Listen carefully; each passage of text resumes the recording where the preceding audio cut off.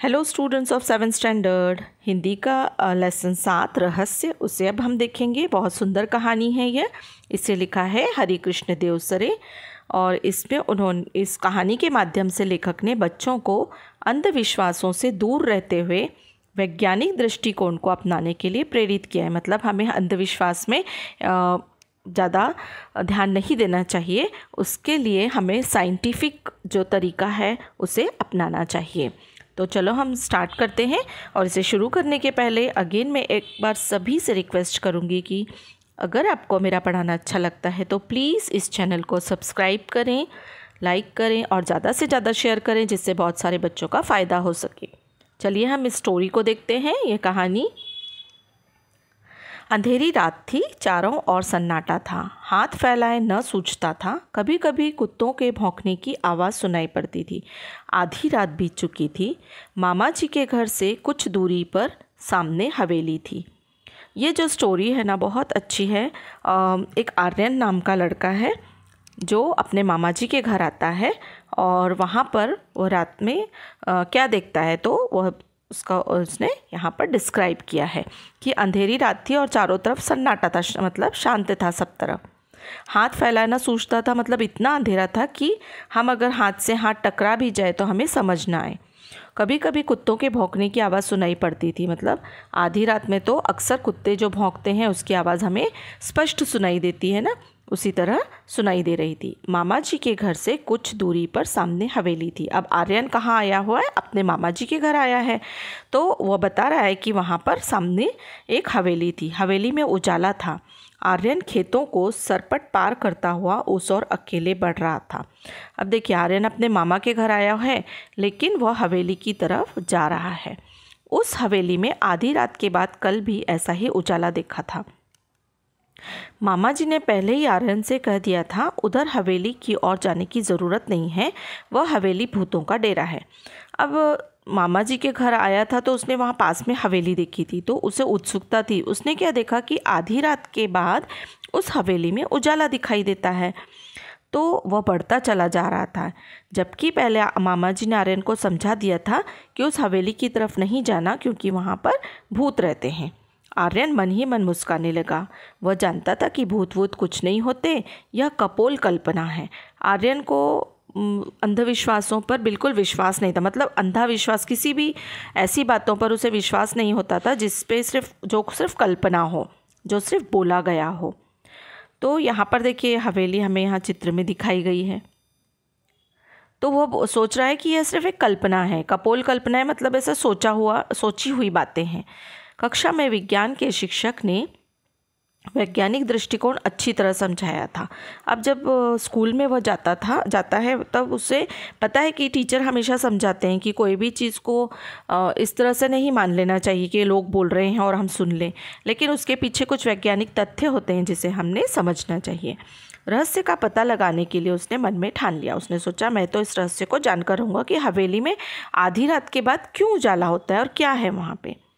मामा जी ने कहा था, उस हवेली में पिछले 10-15 सालों से कोई नहीं रहता। पहले उसमें एक जमींदार का परिवार रहता था। अब जमींदार का परिवार खत्म हो गया है और उस तरफ कोई आता जाता नहीं।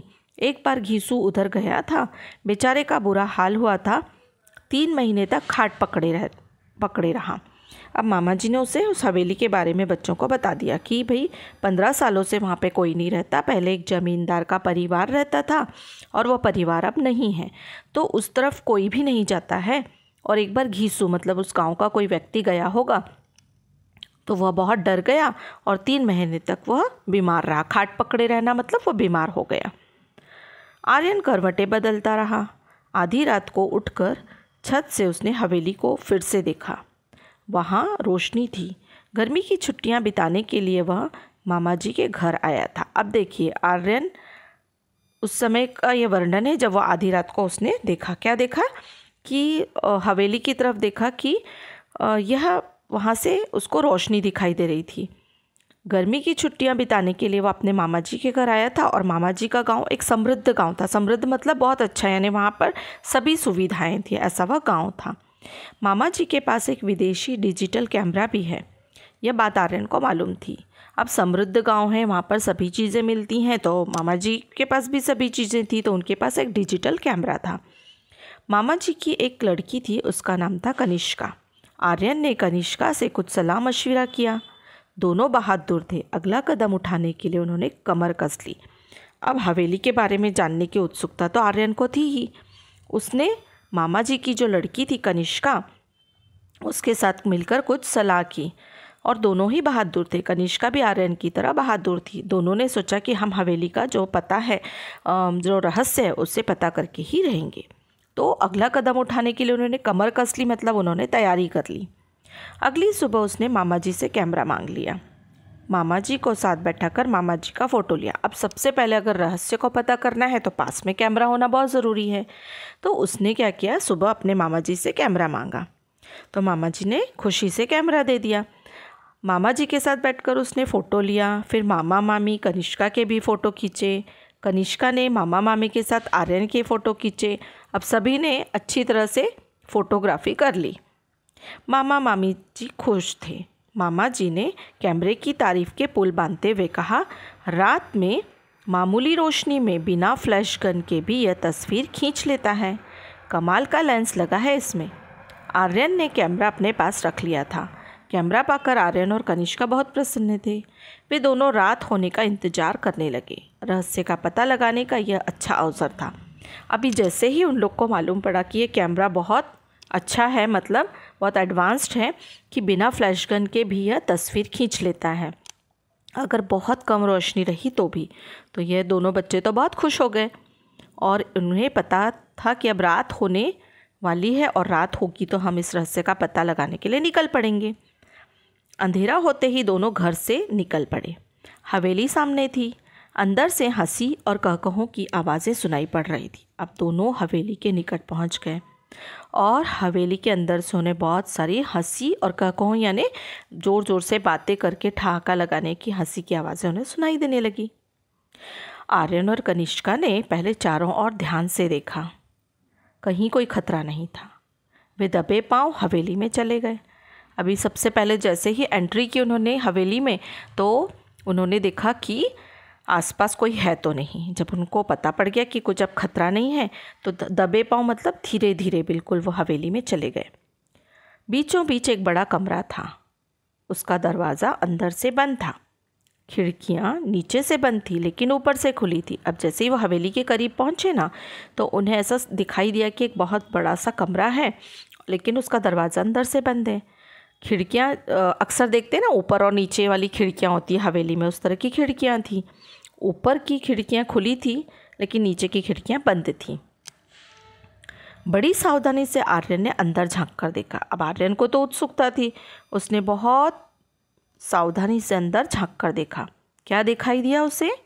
हट्टे कट्टे मोटे तगड़े बड़ी बड़ी मूँछों वाले कई लोग पगड़ी बांधे बैठे थे। अब हम जैसे इमेजिन करते हैं तो हट्टे कट्टे मोटे तगड़े बड़ी बड़ी मूँछ, तो हमें नेचुरली हमारे आँखों के सामने क्या चित्र आ जाता है? डाकुओं का, है ना। और बड़ी बड़ी पगड़ी भी बंधी है। उनके साथ कमीज और पैंट पहने कुछ भी पहने हुए भी कुछ लोग थे, मतलब शर्ट पैंट पहने हुए लोग वो भी बैठे हुए थे। उनकी आंखों से आग बरस रही थी। आंखें लाल लाल थीं। सबके चेहरे डरावने थे। उस समय वे खाने में मस्त थे। अब देखिए, अगर ऐसे ऊंचे पूरे लोग होंगे तो नेचुरली हमें वो डरावने ही लगेंगे, है ना। और उनकी आंखों से आग बरस रही थी, मतलब गुस्से वाली आंखें थी उनकी। ऐसा लग रहा था जैसे वो बहुत गुस्से में हैं। उस समय वे खाने में मस्त थे। कोई हड्डी चबा रहा था तो कोई रोटियां तोड़ तोड़ कर मुँह में डाल रहा था। आर्यन ने उन्हें ध्यान से देखा। उनके गले में कारतूसों की पेटी लटक रही थी। बंदूकें और तलवारें भी थीं। कुछ लोग लुढ़के हुए पड़े थे। तो देखो वहाँ कमरे का सीन कैसा दिखाई दे रहा है कि सबके चेहरे, सभी डाकू तो दिख ही रहे थे वो, और कोई खा रहा था, कोई हड्डियाँ चबा रहा था। मतलब क्या है, वो वही खाएंगे ना, मांस वगैरह वही खा रहे थे, और रोटियां भी खा रहे थे कुछ। और उनके गले में क्या था? कारतूसों की पेटी। अब कारतूस क्या होते हैं? जो बंदूक की गोलियां होती हैं, उनकी पेटी लटक रही थी। बंदूकें तलवारें भी रखी थी। कुछ लोग लुढ़के पड़े थे, मतलब अब वो आराम कर रहे थे। आर्यन ने इशारा किया। कनिष्का ने बड़ी सावधानी से कैमरा निकाला। गैस बत्तियों की रोशनी इतनी तेज थी कि बड़ी आसानी से फ़ोटो लिया जा सकता था। बस उसने फटाफट कई फ़ोटो खींचे और वे घर की ओर चल पड़े। अब आर्यन और कनिष्का को मौका मिल गया कि कुछ लोग लुढ़के के पड़े, कुछ खाने में मस्त हैं, तो उन्होंने क्या किया, फिर फटाफट फ़ोटो खींचना शुरू किया। अब गैस बत्ती की रोशनी ठीक ठाक थी तो उन लोगों ने फ़ोटो फटाफट लिए और दोनों अपने घर की तरफ चल पड़े। अगले दिन सवेरे सवेरे आर्यन ने साइकिल उठाई और नारायणपुर की ओर चल पड़ा। वहाँ फ़ोटोग्राफ़र की दुकान थी। सभी फ़ोटो तैयार कराकर शाम तक वो लौट आया। अब उनके गांव से थोड़ी दूर पर नारायणपुर होगा, वहाँ पर वह साइकिल से चला गया। अब पास में गांव एक दूसरे के पास में ही होते हैं, तो इस तरह से उसने वहाँ पर गया और वहाँ पर जाकर उसने फ़ोटो सारे बनवा लिए। कनिष्का ने अपने पिताजी से कहा, आप कहते हैं भूतों के पैर उल्टे होते हैं, उनकी छाया नहीं होती, उनके फ़ोटो नहीं ले सकते, लेकिन कल रात हम भूतों के डेरे पर गए थे, वहाँ कुछ फ़ोटो लिए हैं, ज़रा देखिए। तो उन्होंने फ़ोटो पिताजी को दे दिए। सॉरी।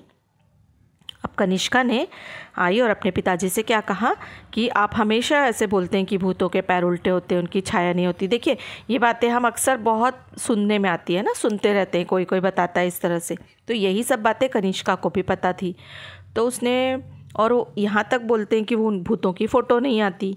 तो ये सब बातें जब उससे अपने पिताजी से मालूम पड़ी थी, तो वही फ़ोटो ले जाकर वो अपने पिताजी को देती है और बताती है, देखिए हमने तो उनके फ़ोटो लिए हैं। वे परेशान हो उठे। उन्हें ऐसा खतरनाक काम पसंद न था। फ़ोटो देखकर उनकी आंखें खुली की खुली रहीं। बोले, तो क्या भूत इंसानों जैसे होते हैं? अब जैसे ही उन्होंने वो फ़ोटो देखी तो उनकी आंखें खुली की खुली रह गई और अब वो बहुत परेशान हो गई कि ये बच्चे क्यों इस तरह सा काम करके आए हैं, क्योंकि ये खतरनाक काम है। इंसानों जैसे नहीं, इंसान ही भूत हैं। जब मामा जी ने कहा, अब मामा जी को तो यही पता था कि वहाँ भूत रहते हैं, तो उन्हें क्या लगा कि भूत इंसानों के जैसे होते हैं क्या, ऐसा उन्हें लगा। पर आर्यन और कनिष्का बहादुर थे, तो वो बोलने लगे, इंसानों जैसे नहीं, इंसान ही भूत हैं, देखिए ना, इनके पैर सीधे हैं, इनकी छाया भी है और इनका फ़ोटो भी आ गया। असल में भूत की अफवाह है, कोई हवेली की तरफ ना जाए, उनका रहस्य न खुले, इसलिए उन्होंने भूत होने की अफवाह फैलाई है।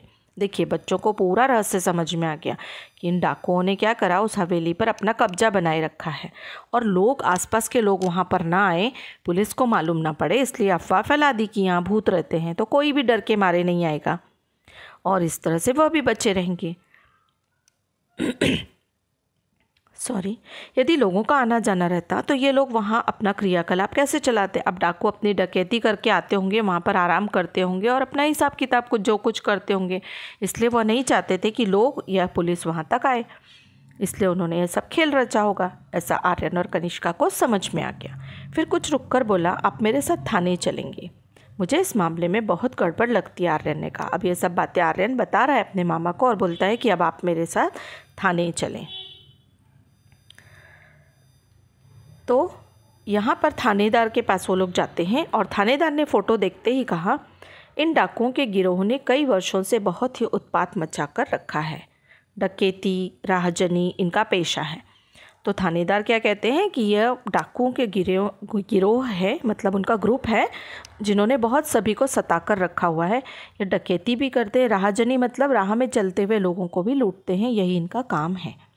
कई वर्षों से इनकी तलाश की जा रही है। इनको पकड़ने के लिए पुलिस ने अपना खून पसीना एक कर दिया था। शाबाश, तुम दोनों ने बहुत ही बहादुरी का काम किया है। कहाँ है यह? आप तैयारी कीजिए, ठिकाना मैं बताता हूँ, आर्यन ने कहा। अब थानेदार साहब ने आर्यन से पूछा, ये सब तो तुमने बहुत अच्छा काम किया है, लेकिन ये सब लोग कहाँ हैं? तो आर्यन बोला कि मैं आप लोगों को इनकी जगह बता देता हूँ। सॉरी। उस रात भूतों के डेरे पर पुलिस ने छापा मारा। दोनों ओर से गोलियां चली। अब आर्यन ने हवेली की तरफ पुलिस को जो पता था हवेली का वो बता दिया। अब रात में पुलिस ने वहाँ पर छापा मारा। दोनों ओर से गोलियां चली। अब डाकुओं के पास तो ऑलरेडी बहुत सारी गोलियां थी और बंदूक थी, तो उन्होंने भी गोलियां चलाई और इधर से पुलिस ने भी।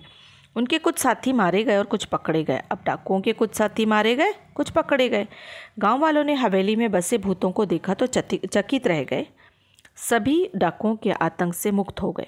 जिला कलेक्टर ने आर्यन और कनिष्का की बहादुरी के कारण उनके नाम राष्ट्रपति कार्यालय को भिजवा दिए। आने वाले गणतंत्र दिवस पर महामहिम राष्ट्रपति के हाथों उनको वीरता पुरस्कार से सम्मानित किया जाने वाला है।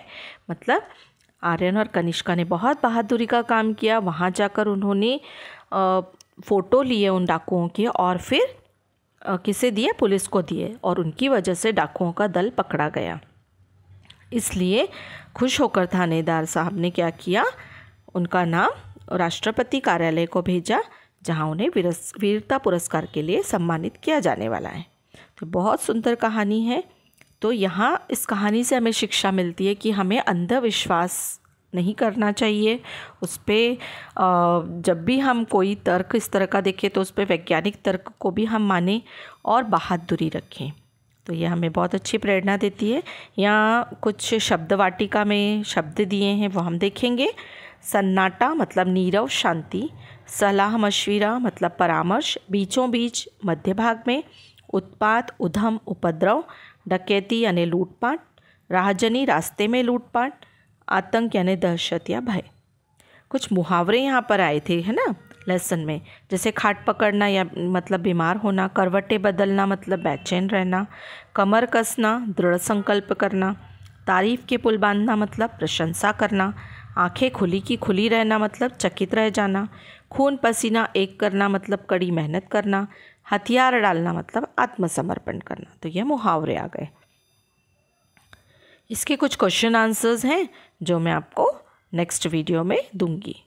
ठीक है, थैंक यू।